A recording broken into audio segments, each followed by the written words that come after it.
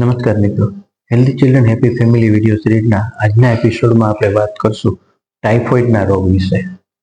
Typhoid એ એક પ્રકારના બેક્ટેરિયાથી થતો રોગ છે, જેમાં બાળકને પેટમાં દુખે, ઉલટી થાય, તાવ આવે, કળતર તૂટ થાય, આ બધા લક્ષણો જોવા મળે છે. બાળકોથી લઈને મોટા સુધી બધાને આ રોગ થઈ શકે છે, પણ બાળકોમાં તેની તીવ્રતા થોડી વધારે હોય છે. તો આ રોગ મોટે ભાગે દૂષિત ખોરાક અથવા દૂષિત પાણી પીવાથી થતો હોય છે. આ રોગને અટકાવવા માટે ચોખ્ખું ઉકાળેલું પાણી પીવું જોઈએ, બહારનો જંક ફૂડ, બહારનો ખોરાક ન લેવો જોઈએ અને બાળકને ટાઇફોઇડ વિરોધી રસી ખાસ અપાવવી જોઈએ. ટાઇફોઇડ સામેની રસી છે બાળક 9 મહિનાનું હોય ત્યારથી લઈને ગમે ત્યારે અપાવી શકાય છે.